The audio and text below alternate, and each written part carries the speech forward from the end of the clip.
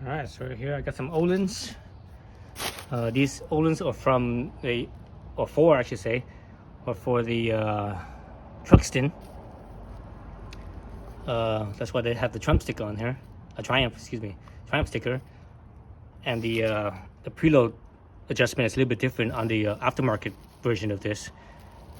You can actually see the threads for the adjusting nut to adjust the preload. This one you can't see that. It's I'm not exactly sure how it is. There's two nuts here. One's the adjusting nut, one's a lock nut. So again, I'm not sure how it is. I've never had this set up before. So let's look at the bike. So here's my Triumph SpeedTwin, right? This is the orange one, so you know it's one of the newer ones.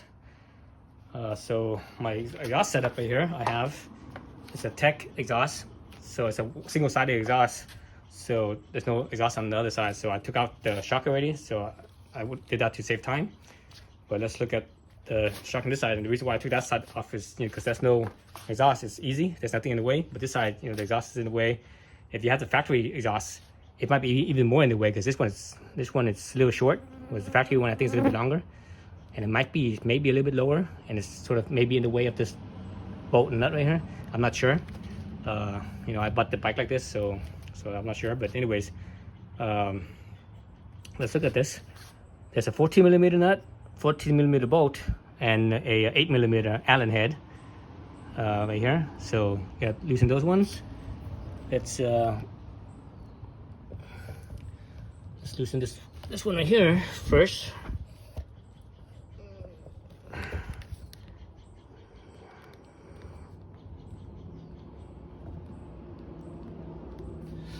Let's loosen up this one first. Oh, actually, before I even get started loosening anything, let's look at how I held this up. So I have my pit bull stand here. Here's the spools, but you see that it's not on the spools because I have the jack here, and the jack has the cradle, on the cradle frame. Oops, what the heck? Oh, gimbal. This gimbal is kind of goofy. I think it might be time for me to get a new gimbal. Okay, so let's look at that again. So you see that the cradle frame, the jack's on there. It's on both sides. All right, so that's why, right here it's off, and I want it to be off because the length, the eye to eye length on here. Let's go back to where's my measuring tape? There it is. So eye to eye length here. The eye to eye length here on the factory SpeedTwin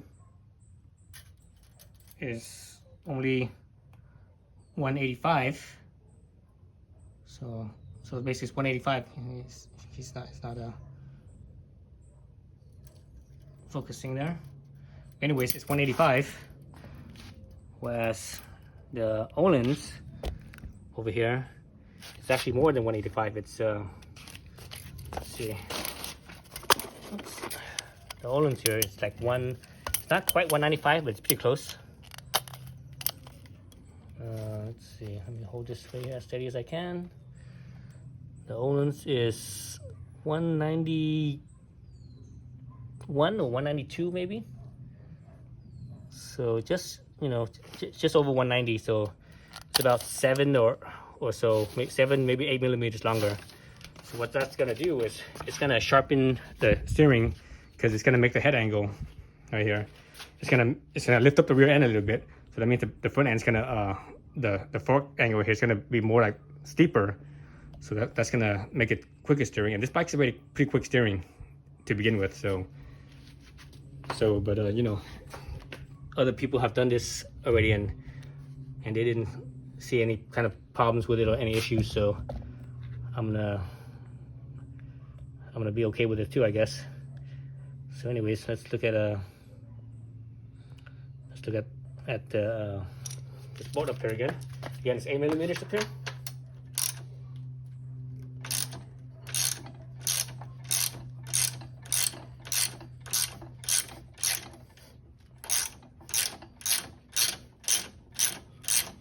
A lot of people do this on a side stand. it's a really bad idea because it needs both springs to support the bike. You only have one spring. The spring is not firm enough to support the bike, and it'll fall over. The back end will sag so much that the kickstand becomes a high point, and the bike will literally fall over. You know, this is a heavy bike. I think the curb weight on this is 475, somewhere around there. That's a lot of weight. So it looks like it has Loctite on here. There's Loctite in there, so be mindful of that.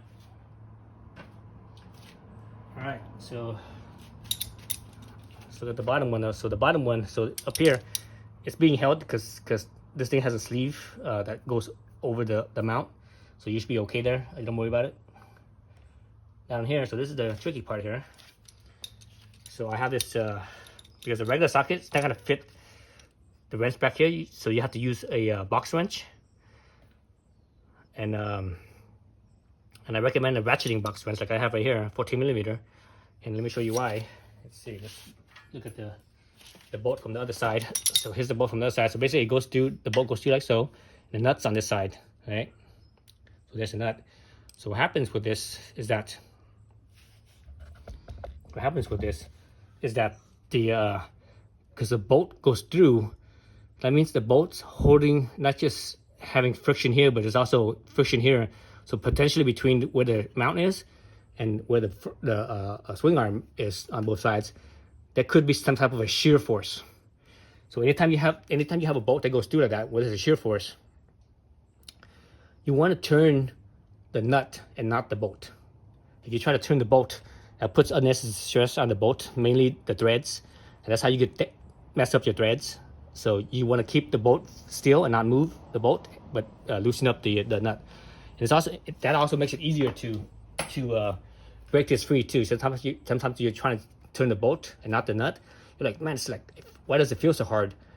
That's because you're not just trying to break the tightness, the torque of the nut, the threads, but you're also trying to break the force of that shearing load that's on the bolt itself. If that make any sense, right?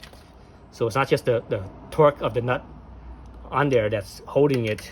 There's also a little bit of torque from the not torque but load from the oh, looks like my box spring just, oh, okay, thought the box spring wasn't gonna fit. You also have to fight the force from the shear load on the bolt too. So here I'm just gonna hold this wrench stationary while I, oops, wrong direction here, while I turn the bolt, or excuse me, the nut only and not the bolt.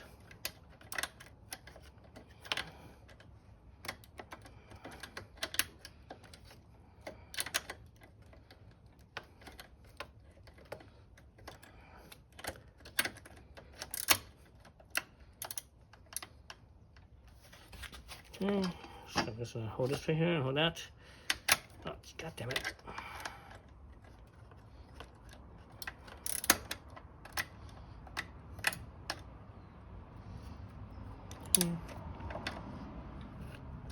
So I just turned the nut only, and I'm just holding the bolt still. So in this case, it feels like I can almost turn it with my fingers. So it feels like the shear load on here is not as high because there's no real, you know, there's no real there isn't any real strain on it, any load on it. So once you realize that it's okay like that, then that's usually when it's okay to turn the bolt. But until you find that out, it's not a good idea to turn the bolt. Turn the nut first.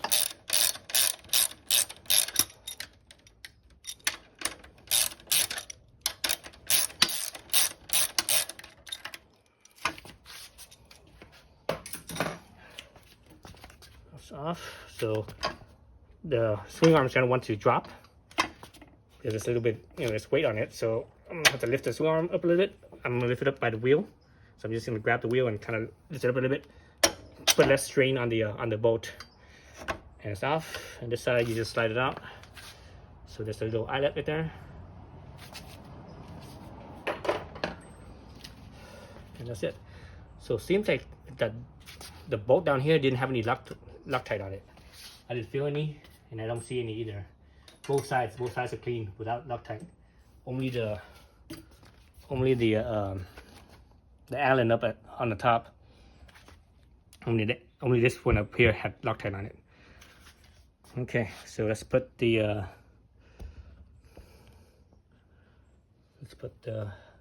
shocks on. So there's two sides. This is distinct left side and right side.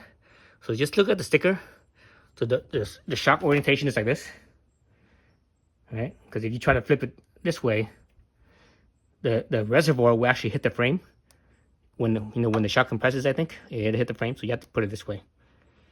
All right. So look at the sticker too. The sticker should be facing outwards instead of inwards. Right.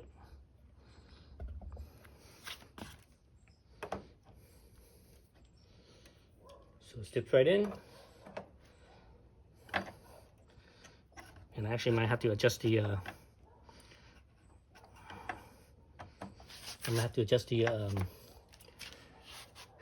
my lift so that it goes up a little bit higher. Because right now I think the lift is a little bit low, I think. Let's see.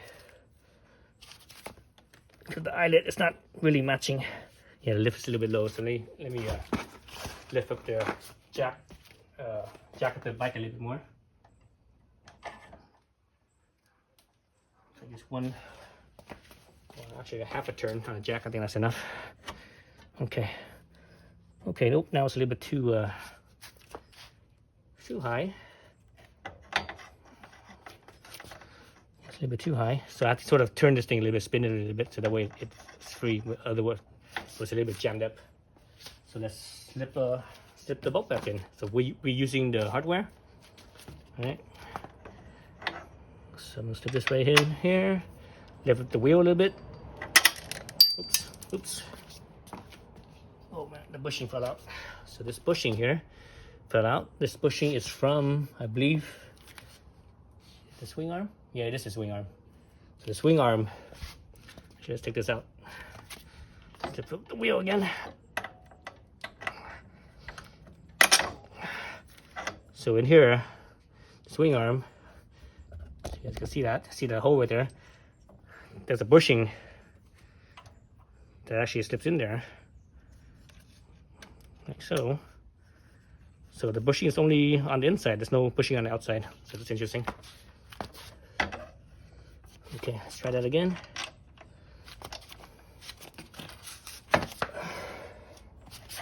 Oh, dang, cameras are always in the way. Every time I do some kind of mechanical work, the camera's always in my way. That's why it takes so long to do, to make these videos. Okay, so I see the bushing. Okay, now it's all in. All right. So what I'm gonna do now is I'm actually gonna, since this side didn't have any Loctite, I'm just gonna put some blue Loctite anyways on this thread here. And also put some blue Loctite on this one. This one, it looks like it sticks out slightly beyond the piece right here. So I'm gonna have to use the washer, because it comes with, so this thing comes with the washer right there, the big giant washer. So that way the washer will sit over the bushing of the shock, like so. All right. See how big that washer is. So yes, I do that. So that's what I'm gonna do. Clean the threads up, Loctite this, blue Loctite, Loctite that, blue Loctite, and also put the shock on the other side, and that's it. And it should be done. So I'm gonna do that off camera to save some time. I don't think you guys need to see that. All right, before I put the bolts on, let me talk about the Loctite for this and how Loctite actually works. So I cleaned out the threads on this side already, the top right here already. I haven't touched the bottom because the bottom is actually pretty clean. I don't think I need to touch the bottom. So let's look at, so I have some blue Loctite. So I have to clean the old Loctite off of here. And obviously this is the male side and the female side. You can't really reach in there, right? So what you do is, after you clean the side up, you take this and screw it back into into the female side and take it out, and that will help break up the old Loctite and clean this off again. And you keep on doing that, 3 or 4 times to make sure that the inside, the female side, is cleaned up. The reason why you want to do that is the nature of how Loctite works. So Loctite, when you put it in there, it needs 2 conditions for it to work. One is that it needs the metal to be clean. Actually, there's 3 conditions. One, it needs the metal to be clean on both sides, because Loctite works by a chemical reaction. It cures, right? So when it doesn't dry, it doesn't dry like if something is wet and it gets dry. That's not how Loctite works. It actually cures. It's like concrete. You have cement, you mix it with water, then it cures and it becomes concrete, right? So that's how Loctite works. So it needs to be clean with the bare metal, which leads to the second condition, is that the metal itself, Loctite works better with metal that's reactive. So if you use Loctite on something that's less reactive, it does work, but not very well, not as well. For example, if you have, say, just carbon steel, mild steel, bare mild steel, you do Loctite, it works really well because steel is very reactive, right? Whereas stainless steel, which I think this is what this is, stainless steel, depending on the nature of the stainless steel, if it's non-magnetic stainless steel, it's not very reactive because of the chromium oxide that forms. If it is magnetic stainless, and I'm not sure if this one is or not, and I can stick a magnet on it, but I don't have a magnet on my body right now, so I can't tell. But let's say if it is reactive, it is magnetic, that means it's more reactive than non-magnetic stainless. But if you have, say, non-magnetic stainless, where it's less reactive, one of the things they could do to help make it more reactive is remove the chromium oxide layer, and you could sort of scratch into it just with a little wire brush, metal wire brush. In this case, I have a brass brush, but it should scratch into it okay. Or even better, if you use a stainless wire brush, then also that removes that chromium oxide layer, and now some of that steel underneath us is exposed. So now basically I just put a couple drops of Loctite on there, and which leads to the third condition. Once you put it in, on the third condition, how Loctite works is that it doesn't just have that chemical reaction, the reaction. The third thing that it needs is the condition that Loctite needs to work is that it needs a non-oxygen environment. Basically, let me see, aerobic is oxygen, right? Aerobic is oxygen, anaerobic is non-oxygen. So it needs an anaerobic environment for it to work and cure. Right? So if I leave it like this, exposed to oxygen, it'll dry up, but it doesn't really cure like the way it would if it was in an anaerobic condition. If that makes any sense. All right. So that's the spill on that. And again, I'm gonna shut off the cameras, and you guys don't need to see me putting in the nuts and bolts. I don't think. Well, you know what? Let me just do it anyways. So I got Loctite on there already, right? Loctite on there already. Screw my thing in on the side. Again, I'm using the washer, the original washer that came from the bolt. And this is also the original bolt. Where's my wrench? And I have no idea what the torque is on this. So I'm not too concerned about this torque on it. The amount. One reason why I'm not too concerned is because I'm using Loctite. And this is an Allen head, and it's an 8mm, so it's pretty strong. But it's still Allen head. 8mm is not that strong, right? The 8mm heads are not that strong. Imagine if this was because this is an internal hex. Imagine if this was a external hex, 8mm. That's a pretty small bolt, right? So you don't want to put all the stress on it. So it doesn't actually need that much torque. So on this side, I'm gonna. The threads on this side is already clean, so I'm just gonna put a drop or two of Loctite on there.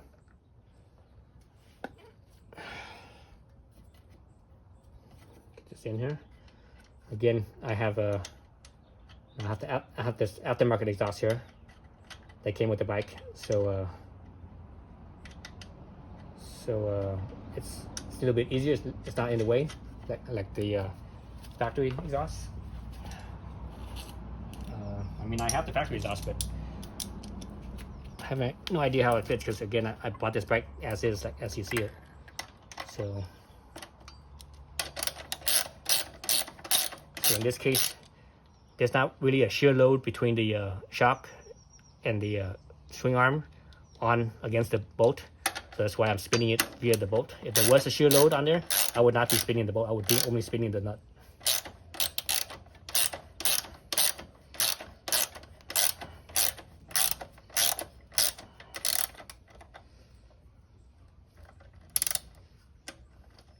So if you actually torque this down with like a torque wrench, you actually can't torque it from the side because that shear, even though this has a very minimal shear load, that shear load will throw your torque number off. It will show you that it has more torque than it actually has. So I'm spinning it from the nut side now, torquing it down, just so that way I can have a feel for it. Yeah, that's good enough. Again, it's only a 14 millimeter Allen. I mean 14 millimeter nut and bolt, so not that much stress on it. And again, it has Loctite, so it's it shouldn't be too. That's what it looks like, right? Kind of off, right? Because it's yellow versus an orange tank. But you know, that is what it is. And I'm just gonna do the other side. I'll do it off camera. All right, so there it is, all put together, torqued down and everything. Right. So yeah, so it's kind of the colors a little bit, you know. You have gold over here, and I guess that's gold, or that could be yellow. That's gold for sure. Maybe that's yellow. And orange, so they're just kind of a little bit off, you know, color-wise. Not quite color coordinated, but you know, it is what it is. I would have preferred the black version. I think there's a black version of this, but you know, I didn't want to pay the full price. I got this for I get this set of shocks right here for $900 to my door. So better than $1,200 plus tax and shipping. That would be coming out to what, like $1,350 maybe, something like that. Whereas this one cost me, they were $800 plus tax and shipping came out to $900. All right, so now it's just a matter of adjusting preload. I try to adjust the preload. These are the tools I have. One is the Ohlins, one's the actual Ohlins. So you see Ohlins right there, and the other one's a Hagon. But they both cradle, you know, as far as the crescent right here, they both cradle the shock pretty much dead on. But for some reason, I tried to turn it, but I couldn't turn it, and I kind of gouged it a little bit. So I'm just gonna leave it as is. I'm gonna look up maybe look up the Truxton model and look at the toolkit, see what type of wrenches they have, or maybe I could buy a set of tools from the Truxton for the, you know, because these are Truxton or these shocks or OE for the Truxton. All right, that's it. Yeah, thanks for watching.